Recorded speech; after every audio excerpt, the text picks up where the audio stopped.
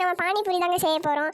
நான் ரொம்ப நாளாக பானிபூரி செய்யணும்னு நினச்சிட்டே இருந்தேன். இன்றைக்கி தான் டைம் கிடச்சிச்சு. குக்கரில் கொஞ்சம் தண்ணி வச்சு 4-5 உருளைக்கிழங்கு போட்டுக்கலாம். போட்டதுக்கப்புறம் குக்கர் மூடலாம்னு சொல்லி ரொம்ப நேரமாக ட்ரை பண்ணிகிட்டே இருந்தேன். ஆனால் கடைசி வரைக்கும் குக்கர் மூட பாட்டு எல்லாருக்கும் எப்படி மூடிட்டேன். விசில் மேலே வச்சு அடுப்பு ஸ்டைலாக ஆன் பண்ணிட்டு மேலே குக்கர் வச்சு வீடியோ எடுக்க மறந்துட்டேங்க.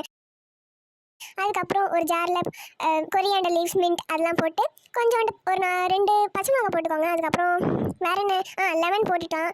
லெமன் போட்டுட்டு கொஞ்சம் லெமன் புளிஞ்சு விட்டுட்டு தண்ணி கொஞ்சம் நிறைய ஊற்றிக்கோங்க. அங்கே போய் பார்த்தா குக்கரில் விசிலே வரலங்க. ரொம்ப நேரம் உருளைக்கிழங்கு வந்துட்டே இருந்துச்சு.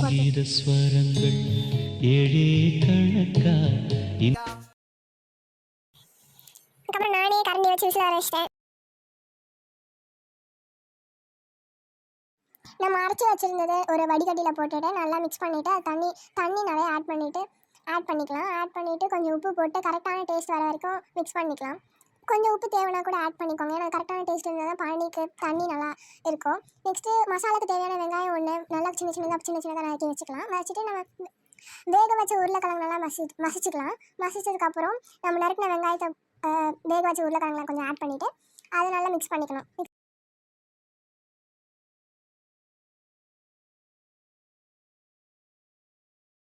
அழகா ஸ்டைலில் பாக்ஸ் ஓப்பன் பண்ணலாம் ட்ரை பண்ண வரல. மிளகாத்தூள், மஞ்சத்தூள், உப்பு 3த்தையும் போட்டு நல்லா மிக்ஸ் பண்ணிக்கலாம்.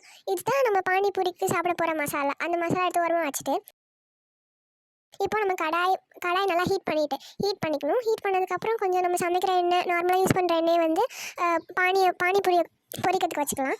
நான் கடையில் தான் இந்த பானிபூரி ரெடிமேடாக வாங்கினேன். அதை நம்ம பொரிச்சு எடுத்துக்கலாம். அதை நான் ரொம்ப நேரமாக பொரிக்கட்டும்னு சொல்லி நான் வெயிட் பண்ணிகிட்டே இருந்தேன். அப்படியே அழகாக புஷ்ஷுன்னு வந்துச்சு. நான் திருப்பி உள்ளான்னு ட்ரை பண்ணும்போது அதுவே தானே அழகாக திரும்பிக்கிச்சு அழகாக. இதே மாதிரி நான் நிறையா பானிபூரியை சுட்டு எடுத்துக்கிட்டேன்.